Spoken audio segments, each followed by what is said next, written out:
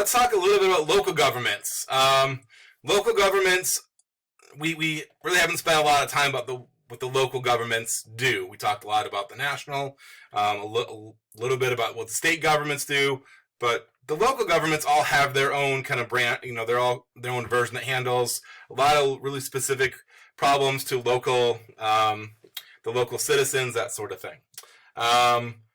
Now, local governments can come in a lot of different styles. A lot of times it's going to be very similar to what we offer on the state and national level, where they're going to have maybe like more of a representative body with kind of a strong executive, whether that's a mayor or like a city manager. Like there's a lot of different styles. We're in our project that we're going to talk about a mayor. I'm going to make you a mayor. So it's kind of more like what we've kind of used to with the federal and state governments. All of them are democracies. Like there's no city of something California isn't communist or whatever. They're all democracies. City governments provide services. They also, again, just like any kind of other government, they're going to provide, they're going to collect revenues, and they're going to have to balance budgets and all of those sorts of things. Set policies for their citizens. Now, some of the things they do, they make decisions on education. And I know we talked about how states control education. It's true. The state of Michigan sets like, you got to have half credit for economics, and you got to have so many science credits. But how you handle that is really done at the local level. Bedford High School decides we want to have our economics credit senior year. We used to do it freshman year, way back in the day when I first started. It was a little much for freshmen, and we decided to move it to senior year. Makes a little bit more sense, a little easier to digest.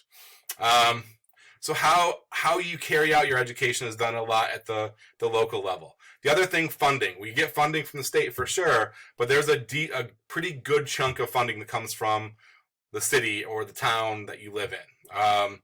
So Detroit or Grand Rapids or, Bedford Township, whatever, is going to, contribute to their local schools. Zoning. The local government does a lot with zoning. So not every area, if you buy a piece of property, you can't automatically throw up a business there. It has to be zoned for commercial or business use. So if I buy a piece of land right in the middle of a subdivision, I can't throw up a factory in that land. It's not zoned. It's zoned for residential. So the local government decides what pieces of property you can use for certain things. If a dump wants to move in, we've got to make sure it's zoned for collecting waste, or a sewage plant, or a water facility, or a business, or residential, whatever. It has to be zoned for that. It's a museum, that sort of thing. Local governments have their own fire and police protection. Obviously, they work in conjunction with like the state police, and then fire departments obviously just have their own throughout the city. Like Toledo has their own Toledo fire department. Water supply. Each city has to make sure they have water from somewhere. Now, if you're a small city or town, like you could tie into the water system, that have a lot of, that feeds a lot of other cities or towns.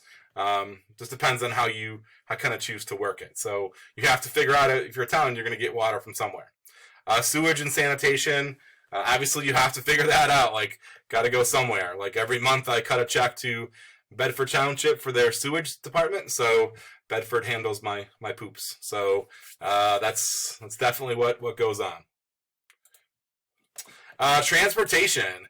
Cities make decisions on transportation. Subways, L trains. Do they have a bus system that runs? Obviously, like in our town, we're not really big enough to have we don't really need a subway or a bus system to get from one place in town to another. We're not that crowded.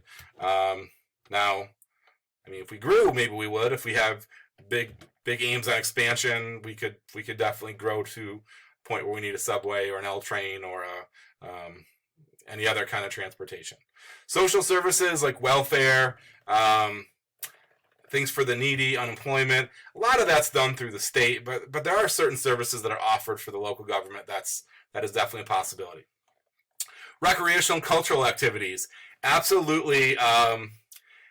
These are all things that cities want to attract residents. I mean, we do things like, hey, that's why the city of Detroit was fighting to get Little Caesars Arena in for like the pro sports teams, to have a college maybe like in your town, to bring in residents, to bring in activities, to bring in, hey, I'd like to go watch a University of Bedford football game or something. If we had a local college, that would be a great thing. Cultural activities like zoos and amusement parks, museums. If anybody's ever watched the TV show Parks and Recreation, I know a couple of people are like, yeah. Parks and Recreation, there's an area of a local government. That's what they do, is they plan out activities, and they plan out, like, again, that show's all about like maintaining the parks around the city, for people to go and enjoy. They have a whole season where they talk about planning this big festival, Harvest Fest, that has like local vendors, and they bring in like rides, and it's a 3 or 4 day festival that, again, it's something to do in the city. It creates some enjoyment and a little pride in living in the city, and a reason why, hey, I like to live here. We have Harvest Fest every year, a Unity concert, or I can go to the Bedford Museum of Art, or I can go to watch a Bedford Jayhawks game or whatever. Like I can do whatever. That's a lot of fun to me. So they provide activities for sure. How do you pay for this? As a local government, you've obviously got to pay for it. Just like anything, taxes. So the vast majority of your income for a city or local government comes from property taxes. And based on how much somebody's property is worth, the government assesses it and says your house is worth $200,000. That changes the value of your tax rate. Like the more expensive, the more it's worth, the more taxes you're gonna have to pay on that property. So if I have a town full of homes that are about ready to be blown, if they're blown over by the wind, they're gonna fall and turn to dust. They're not worth much. My property revenue is not going to be worth a lot. As a city, we're not going to make a lot of money.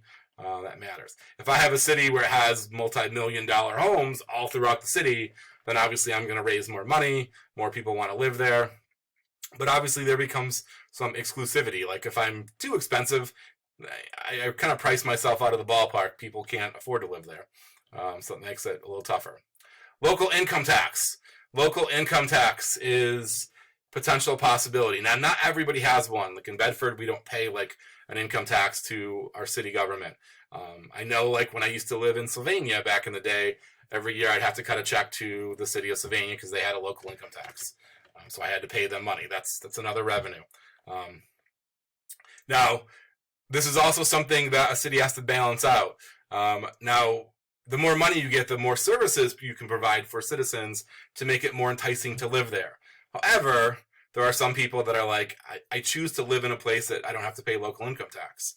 That was not necessarily a positive for me when I lived in Sylvania to pay that income tax. I was fired up to get out and not have to pay that anymore.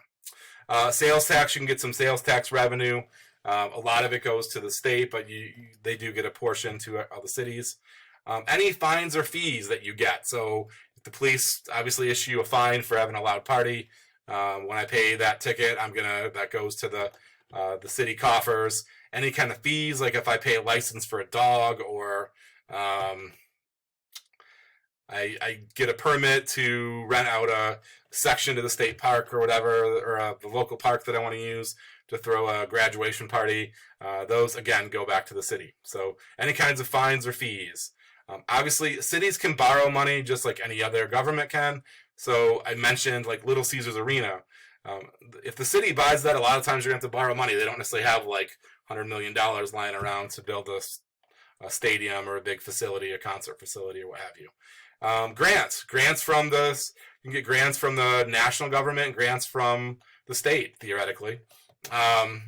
So again, if you have like, hey, we're going to build this cool thing that's going to bring a bunch of money back to our state government might want to do that. Federal government might want to give you money for a certain project that they see as beneficial. That's a good deal. Local governments have to manage lots and lots of problems.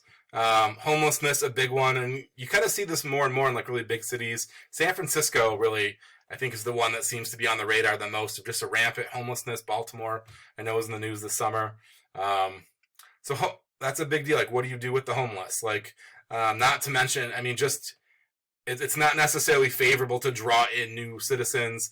If you drive down every street and there's all these homeless people on the, it's it isn't great to attract people. It's obviously a humanitarian issue for those people that are homeless. So whatever side of the fence you're on, homelessness is never a good thing.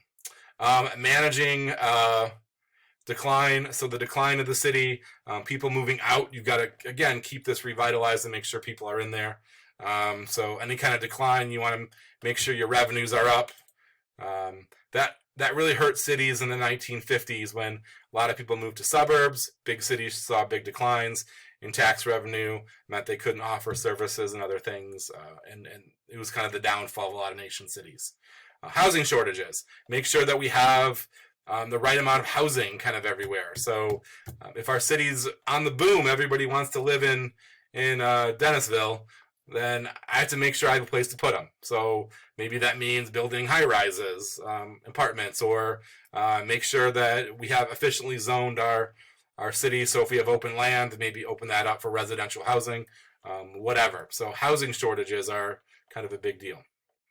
Housing discrimination, you want to make sure that doesn't go on. That really is a problem in every city. Like we said, it's hard to prove, but it's a major problem. One of the kind of the last avenues of discrimination that there's not a lot of good laws governing it because it is so difficult to prove.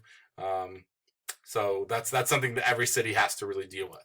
Drug abuse happens everywhere. We've got to make sure that, again, I don't want to move into a city that's infested with heroin or cocaine or any other narcotics so my kids go to school and are exposed to that kind of thing.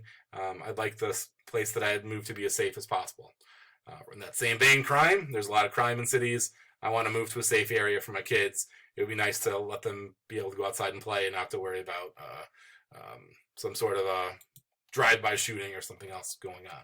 Infrastructure is always a problem. What are the condition of our schools, our roads, our parks, our state buildings, like the township hall, all of those things. Infrastructure is a big deal. Like once you build it, obviously that starts the clock ticking until this buildings and roads and bridges and parks, they don't last forever. Like they have to be upkept. There's got to be some maintenance. And eventually, like 60, 70 years down the line, maybe we need to put a new school in, or that road's going to start crumbling. It's probably going to start crumbling before 60 years, but it's going to start crumbling at some point. Maybe that bridge is no longer safe. We built it in the 1920s. Things have changed. Cars are bigger and heavier, and it's not really safe to go over anymore. We got to reconstruct it. So infrastructure is something you always have to look at. And like we mentioned before, sometimes like things like unfunded mandates come down the line that make you change your infrastructure. When the Americans with Disabilities Act was passed, all the cities had to go through and say, public building, I need a ramp for handicapped people. I need an elevator in that building. I need handrails in the bathrooms. So infrastructure is always kind of changing. You always have to kind of maintain. It's tough to build things and just say, we're going to let it go for 20 years and hopefully hope for the best. You got to constantly be maintaining and building new and upgrading the best you can. So all of these are problems and things that have to be dealt with at the local government level. There are actually college majors for this. I have a friend that I went to Central Michigan with. I'm decked out in the Central gear today. I had a friend that I went to Central Michigan with. That's what he does. He's a city planner. And he works for a city, and I haven't talked to him in a while. He works for a city in Illinois or Indiana. And again, they deal with all these issues, like how to change zoning and kind of grow the size of the city and draw businesses in and all of those things. So sounds like a pretty interesting job for sure. Okay, that's all you'll ever want to know about local governments, or at least all that you're going to know in this video. If you have any questions, comments, please let me know. Other than that, I will talk to you later.